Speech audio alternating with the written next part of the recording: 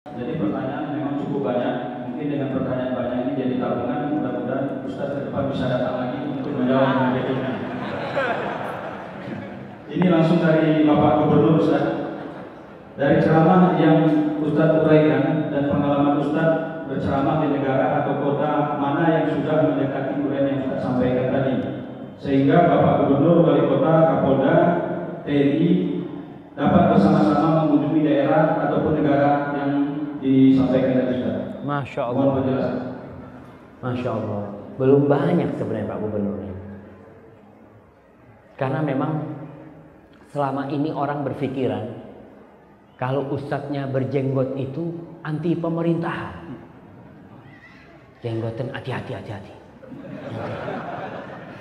Langsung hati-hati seperti itu. Tapi alhamdulillah ada beberapa tempat kemarin kita sempat ngisi kajian yang diadakan oleh Polres juga, oleh Brimob waktu itu di Purworejo ya. Purworejo, Masya Allah. Itu yang banyak hadir malah ya polisi-polisinya datang seperti itu. Karena banyak polisi yang muslim tapi KTP. Islamnya Islam KTP. Dia sholat enggak, ini enggak. Sehingga polisi-polisi yang KTP ini kata mereka ya kurang bermanfaat buat negeri kita.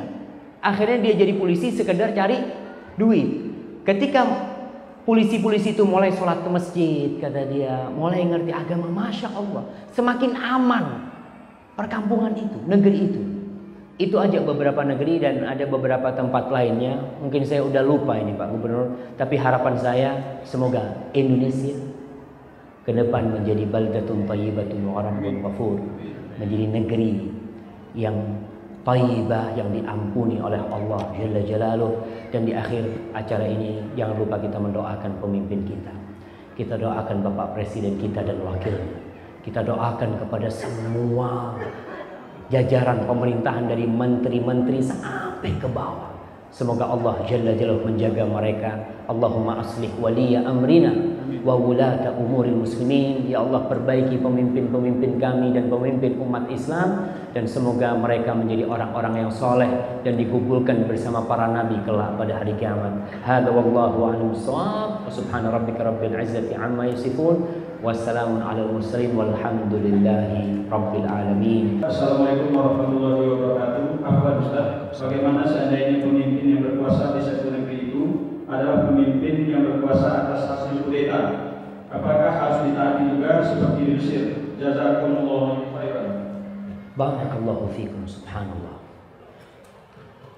Berkaitan dengan ketaatan kepada pemimpin, kalau kita bicara tentang syarat menjadi pemimpin, maka kita tahu bagaimana proses menjadi pemimpin yang syar'i.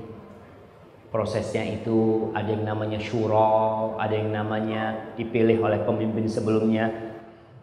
Itu proses. Ketika dia sudah jadi pemimpin, kewajiban kita taat berjalan. Tidak melihat kepada bagaimana proses dia menjadi pemimpin. Itu kita berbicara tentang bagaimana memilih pemimpin yang ideal, betul. Tapi sekarang ketika sudah ada jadi pemimpin, wajib taat. Antum tahu bahwasanya kepemimpinan Bani Abbasiyah, Al-Khilafah Al-Abbasiyah itu kudeta. Mereka hasil kudeta, dan ketika berhasil kekuasaan milik mereka, wajib taat rakyat kepada mereka. Bukan melihat kepada proses, tapi melihat kepada hasil. Ketika dia sudah jadi pemimpin, ya sudah. Kalau tidak, akan terjadi kerusakan di muka bumi. Para ulama sudah menjelaskan hal itu di dalam kitab-kitab mereka. Pemimpin-pemimpin yang hasil kudeta, tetap rakyat wajib taat. Pemimpinnya bukan dari Quraisy. Sedangkan di antara syarat khalifah dari Quraisy. Itu bicara syarat sebelum. Tapi sesudah jadi, nggak ada lagi. Kita wajib taat kepada mereka. Hadza wallahu a'lam bissawab. Nah. Assalamualaikum Ustaz. Suami saya kadang-kadang tidak sholat. Diajak taklim nggak mau. Sekarang juga nggak mau Ustaz taklim. Akhirnya saya bosan. Saya pasang prinsip lakum dinukum waliyadin. Dosa tanggung masing-masing. Apakah saya berdosa dan apakah saya mesti patuh padanya Ustaz? Terima kasih. Masya Allah, Masya Allah. Nah, Iya jamaah. Negeri kita ini, Indonesia ini adalah kumpulan dari rumah-rumah kecil. Rumah-rumah kecil itu terkumpul menjadi RT, menjadi RW, menjadi kelurahan, kecamatan. Dari rumah-rumah kecil menjadi provinsi. Dari rumah-rumah kecil menjadi negeri kita ini. Tadi disebutkan ternyata salah satu penduduk negeri ini nggak sholat. Dia sebagai istri berat. Kewajiban seorang istri yang pertama memperbaiki suaminya. Suaminya itu kan pilihan dia.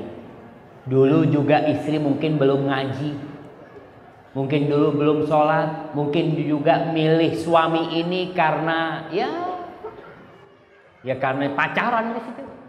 Udah jadi nih. Bagaimana sekarang? Perbaikin tetap. Perbaikin suaminya. Kita tahu memang sebagian ulama berpendapat dalam mazhab Hambali bahwasanya yang meninggalkan sholat itu kafir. Sehingga kalau mati tidak disolatin.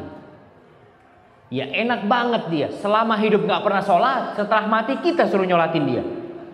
Ente. Di Bali itu Masya Allah, di Denpasar ada sebuah masjid Masya Allah. Masjid itu kalau subuh seperti Jumatan ya. Seperti Jumatan. Saya tanya kepada Ustadz Bambang kalau nggak salah di situ. Saya tanya, Ustadz kok bisa rame di sini tadi? Ustadz saya bertahun-tahun ngajak orang ke masjid di sini nggak berhasil. Capek ngajak orang-orang ini ke rumah Allah Jalla Jalaluhu. Akhirnya suatu hari ada tetangga yang meninggal dunia. Kita datang, kita ngurusin jenazahnya. Selesai sudah mau dibawa ke masjid. Saya tanya, subhanallah, saya kok dikasih ilham ya kata dia. Saya tanya, ini orang ketika hidup sholat di masjid enggak? Enggak kata dia. Ya sudah, berarti dia nggak mau ke masjid, sholatin di rumah aja. Setelah itu orang yang tidak ke masjid tidak disolatin di masjid. Takut orang-orang.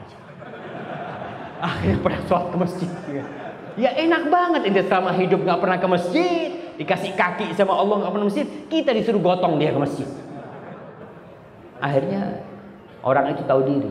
Maka tadi nih yang memiliki suami belum sholat ya, diajarin. Suaminya diajak, didoain. Kalau nanti sampai titik waktu nggak bisa, yang kau punya pilihan, bisa meminta cerai dari suami yang seperti itu sebenarnya. Tapi jangan serta-merta minta cerai kepada dia, perbaiki dulu, doakan. Dan ketika memberitahu suami itu jangan seperti ustazah. Jangan. Panggil suaminya, mas. Apa bang ya? Oh di sini abang. Udah sini dah, duduk sini. Ana mau ngasih nasihat inti, masa? Si suaminya iya, ada apa gitu kan? Nggak seperti itu ngasih nasihat suami. Ngasih nasihat suami itu ketika pulang pijetin, udah aku ada sesuatu yang ingin aku sampaikan.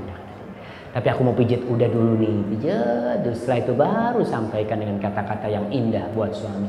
Karena suami itu nggak mau dikasih tahu. Suami itu merasa dia paling pinter di rumahnya. Maka kalau ngasih tahu dengan cara memohon kepada dia. Hadza wallahu a'lam bishawab. Terus kasih tahu, jangan lakum dinukum waliyadin, itu sama orang kafir itu. Nah. Ustaz, beberapa hari sebelum kajian ini saya dan istri sangat senang sekali mendengar berita kalau Ustaz akan ada kajian di sini. Hingga saya dan istri mempersiapkan segala sesuatu hal dan mengatur waktu agar bisa datang dalam kajian Ustaz. Akan tetapi Ustaz, ada sesuatu yang mengganjal dalam benak saya. Saya takut kedatangan saya dalam kajian ini bukan karena ibadah, tapi hanya karena begitu cintanya kepada Ustaz. Maka daripada itu, Ustaz, tolong Ustaz nasihati bagaimana caranya agar saya dalam mendatangi kajian bukan semata karena Ustaz tapi benar-benar ibadah. Masya Allah, subhanallah. Iya, niat dalam menuntut ilmu itu penting. Sebaik-baiknya amalan sunnah itu adalah menuntut ilmu. Tapi idza saluhatin niyah, kalau niatnya benar. Bagaimana niat menuntut ilmu yang benar? Satu, mengangkat kebodohan dari dirinya. Dia datang ke kajian, siapapun ustadznya. Mungkin dia suka sama ustadznya, dia datang. Mungkin dia rindu sama ustadznya, dia kepingin jumpa sama ustadznya. Kemudian dia datang, tapi tetap yang menjadi niat dia akan mengangkat kebodohan dari dirinya. Yang kedua, dia berharap setelah Anda dapat ilmu dari ustadz, Anda bisa sampaikan kepada orang lain. Ini niatnya. Kalaupun datang, memang nggak bisa dipungkiri. Ada orang-orang yang datang ke majelisnya Ustadz Fulan. Kenapa yang tidak datang ke majelisnya Ustadz Fulan? Kata dia, ya anak kalau ke Ustadz Fulan bukannya ilmunya sama, cuma kadang-kala ngantuk anak. Iya, ada seperti itu. Maka dia pilih Ustadz, tapi ingat tetap ilmu yang dicari. Bukan karena Ustadznya. Niatnya harus karena ilmu. Dia ingin mengangkat kebodohan dari dirinya, kemudian menyampaikan kepada orang lain. Dan orang-orang yang cinta kepada ustadz-ustadznya karena Allah, ingat, cinta karena Allah, maka pada hari kiamat kecintaan itu akan terus ada. Allah Jalla Jalaluhu bercerita tentang padang mahsyar, tentang orang-orang yang bakal nanti dikumpulkan di padang mahsyar itu. Allah mengatakan, al-akhillau yawma idzin ba'duhum li ba'din adu illal muttaqin. Mereka yang saling mengasihi, mereka yang saling mencintai, kelak pada hari kiamat di padang mahsyar itu akan berbalik saling memusuhi. Illal muttaqin, kecuali orang yang cintanya dibangun di atas takwa kepada Allah Jalla Jalaluhu. Kalau engkau cinta kepada seseorang karena Allah, kelak Allah akan mengumpulkan engkau dengan mereka di padang mahsyar nantinya. Tapi kalau cintanya bukan karena Allah, tanyakan, karena apa engkau cinta? Maka tolong diperbaiki niatnya supaya ikhlas lillahi ta'ala.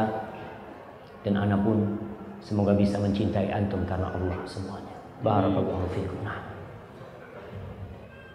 Assalamualaikum Ustaz, bagaimana menyikapi kelompok saudara kita yang menyampaikan aspirasi mereka mengatasnamakan Islam, melakukan demo dengan mengajak kaum wanita dan anak-anak ke jalan-jalan, membawa bendera dan spanduk menasihati pemerintah? Subhanallah, kita sudah mendengarkan ucapan-ucapan ulama, sabda-sabda Rasul SAW. Pemerintah kita bukan malaikat, dia punya salah. Tapi ternyata ada yang menyampaikan aspirasi mereka lewat jalan demo, bawa perempuan, padahal perempuan disuruh di rumah, ya, disuruh mendidik generasi masa depan, dibawa ke jalan. Ya. Anda lihat mereka telah berseberangan dengan manhaj Ahlus Sunnah wal Jamaah. Apakah dengan cara seperti itu bisa benar pemerintahnya? Kalau dikatakan bisa benar, nah, tapi tetap caranya tidak sesuai dengan syariat. Ada orang yang umpamanya kudeta, bisa menundukkan pemerintah yang zalim dan dia zalim juga umpamanya. Tetap caranya itu nggak syar'i. Walaupun kita harus taat kepada pemerintah yang ada. Seperti yang terjadi di Mesir, caranya tidak syar'i. Kita tidak mengatakan yang digunakan oleh Mursi itu benar, baik dan benar, salah caranya. Tapi ketika dia jadi pemimpin, kita taat. Dan ketaatan kita itu bukan melegalkan perbuatan dia ketika dia jadi pemimpin. Adapun mereka yang subhanallah jamaah, kalau kau ingin benar mengabdi kepada negerimu, benar niatmu itu adalah memperbaiki pemerintah dan pemimpin yang ada, ikuti cara Rasulullah SAW. Benar-benar cara itu jauh dari riya. Masyarakat itu paling senang sama khotib yang menjelek-jelekkan pemimpin. Paling senang. Apa kata mereka? Masya Allah, pemberani, mata. Iya. Semua kita ini punya rasa hasut sama pemerintah. Ada. Ketika ada yang dari mimbar, ada yang mewakili. Masya Allah, dari dulu ada yang pengen ngomong itu. Cuma takut aja. Caranya nggak benar tetap sama. Kalau benar lillahi ta'ala, engkau datang ke pemimpin lewat cara manapun, dan ingat tugasmu hanya menyampaikan. Ketika tidak bisa sampai, kau minta kepada Allah agar menyampaikan suaramu kepada dia lewat siapapun nanti.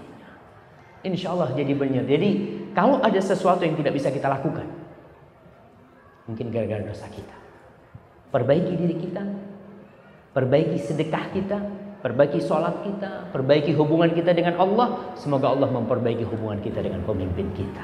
Hadza wallahu a'lam bishawab. Ustaz, suami saya seorang PNS. Sering sekali adanya perintah untuk melakukan perjalanan dinas. Saya sering melarang dikarenakan sering sekali rombongan perjalanan dinas bercampur antara laki-laki dan perempuan yang bukan mahram. Terkadang perjalanan dinas tidak benar-benar sepenuhnya bekerja, pasti ada sekedar jalan-jalan untuk menghabiskan anggaran.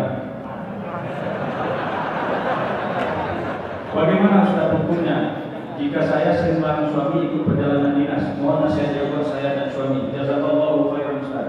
Masya Allah, Masya Allah. Itu rahasia umum ya. Tapi nggak perlu disebutkan di sini. Baik. Intinya kan bagaimana melarang suami yang perjalanan dinas. Memang perjalanan dinas itu pertama kalau itu benar tugas dari pemerintah, dia harus taat. Lalu bagaimana dengan kondisi di sana kalau takut terjadi perbuatan dosa? Karena benar orang yang melakukan perjalanan dinas itu kalau nggak bertakwa sama Allah, dia di hotel, dia ini itu, bisa berbuat maksiat dengan mudah. Kalau berbuat maksiat di kampungnya ada yang ngelihat, tapi berbuat maksiat di kampung orang mungkin dia hanya sekali dalam hidupnya ke tempat itu, maka dia berusaha berbuat dosa di tempat itu. Ingat, innallaha kana 'alaikum raqiba. Jadi istri sebenarnya yang melarang suaminya ini, larangan itu didasari dengan cinta. Dia memohon, jangan melarang, memohon sama suaminya. Udah kalau bisa janganlah, udah. Aku takut udah terpengaruh lah di sana umpamanya. Betul. Tapi kalau harus berangkat, doakan suaminya. Dan suami harus jaga diri. Para suami hati-hati. Para suami yang berbuat dosa di kota lain. Diriwayatkan Imam Syafi'i mengatakan, kata beliau, man yazni fi qaumin bi alfai dirhami yuzna fi baitihi bi ghairi dirhami inna zina dainun law aqratahu kana alwafa fi ahli baitika fa'lami. Kata Imam Syafi'i, barang siapa yang berzina di kampung orang, dia bayar 1000 dinar atau 100 dinar dia bayar, puluhan juta dia bayar, di rumahnya istrinya dizinain gratis. Istrinya mungkin dizinain sama sopirnya, istrinya mungkin dizinain sama tukang kebunnya, sama temennya. Ketika dia tidak menjaga Allah, Allah tidak akan jaga istrinya. Kata Imam Syafi'i, zina itu utang. Kalau kau utang dengan zina, kau harus bayar di keluargamu. Maka hati-hati. Ketika seorang ya coba sana, coba sini, dia pulang jadi orang soleh lagi di rumahnya. Allah tahu dengan dosa yang kau lakukan. Itu bukan hukum karma, tapi itu azab Allah. Wa jazaa'u sayyi'atin sayyi'atun mithluha. Keburukan balasannya keburukan. Kau tidak jaga istri orang, kau tidak jaga anak orang, apa Allah akan jaga anakmu? Allah akan jaga istrimu? Nggak bakalan, jamaah. Maka pada hakikatnya kita harus bisa tahu diri. Hati-hati tuh. Yang bekerja PNS tadi kemana, jaga Allah Jalla Jalla. Ihfadillah yahfadka. Jagalah Allah, Allah akan menjagamu. Ihfadillah tajidhu tujahak. Kalau harus melakukan perjalanan, di situ laki perempuan, ya berusaha dia tidak duduk dengan perempuan-perempuan. Karena biasanya ada istrinya orang, Masya Allah, duduk sini mbak, saya duduk sama dia. Dan lelaki jemaah, perempuan ini kalau keluar tanpa mahram, kesian dia itu. Banyak singa-singa yang menanti dia. Maka si istri melarang dengan cara memohon, sebenarnya demi kecintaan dia kepada suaminya, takut suaminya jadi nggak benar nantinya. Tapi kalau harus berangkat, tetap dia harus menjaga Allah Jalla Jalaluhu. Hadza wallahu a'lam bishawab.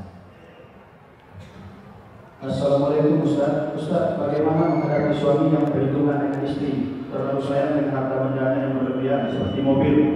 Istri tidak boleh menggunakannya dan hal itu didukung oleh keluarga suami. Terima kasih Ustaz.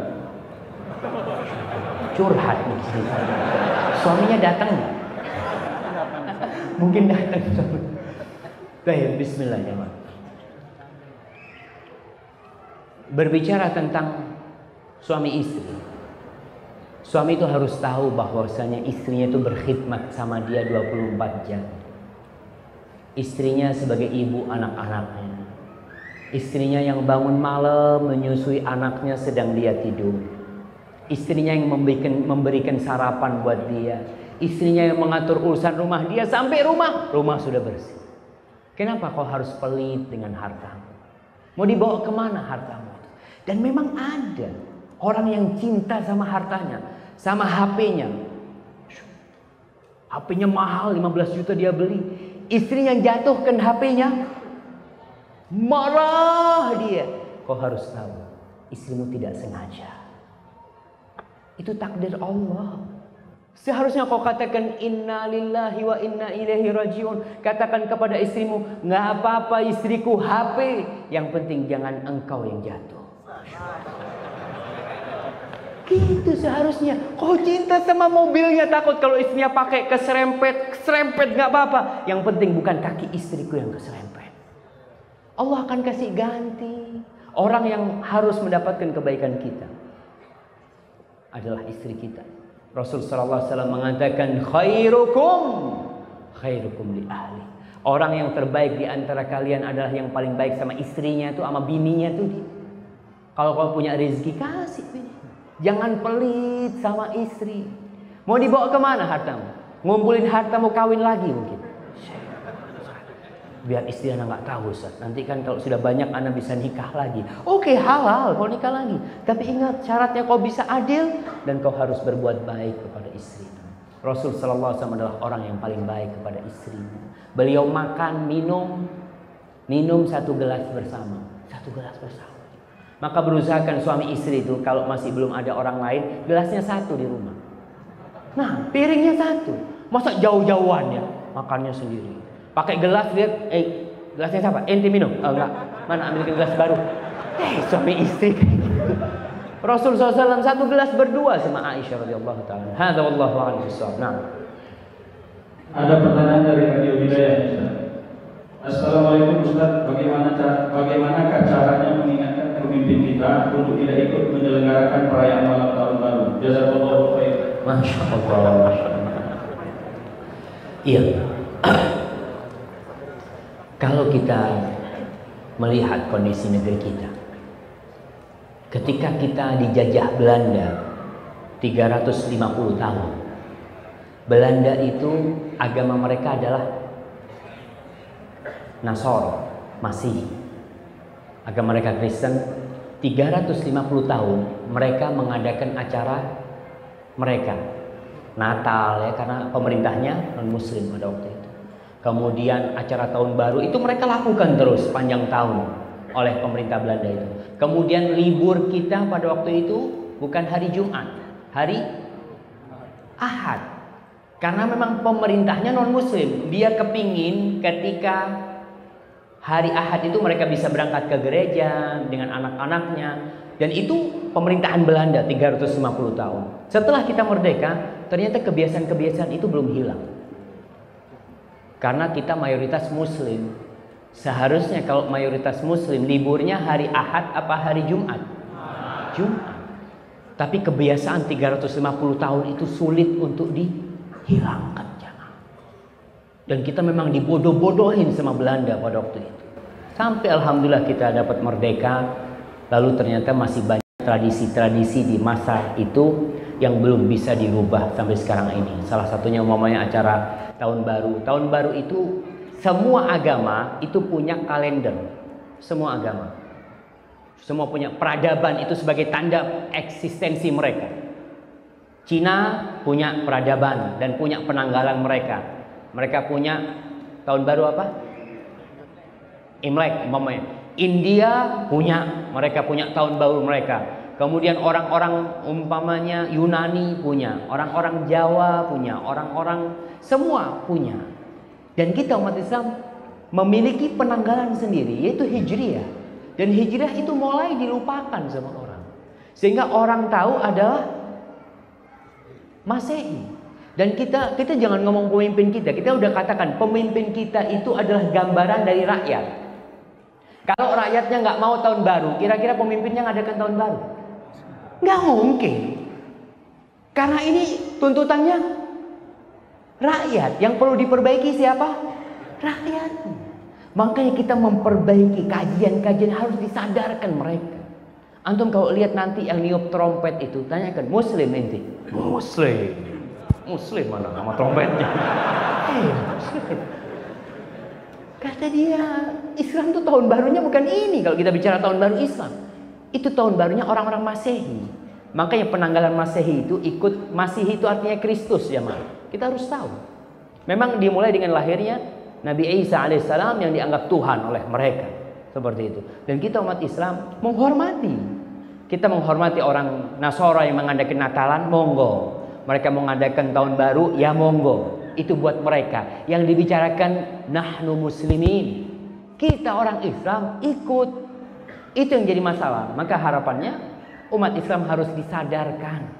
MUI sudah ngasih nasihat ini itu, ya tetap kadangkala belum nyampe ya. Harapan kita bagaimana kita memperbaiki lewat yang bawah. Nanti yang atas pun akan diperbaiki. Doakan pemimpin kita. Hadza wallahu a'lam bissawab. Nah,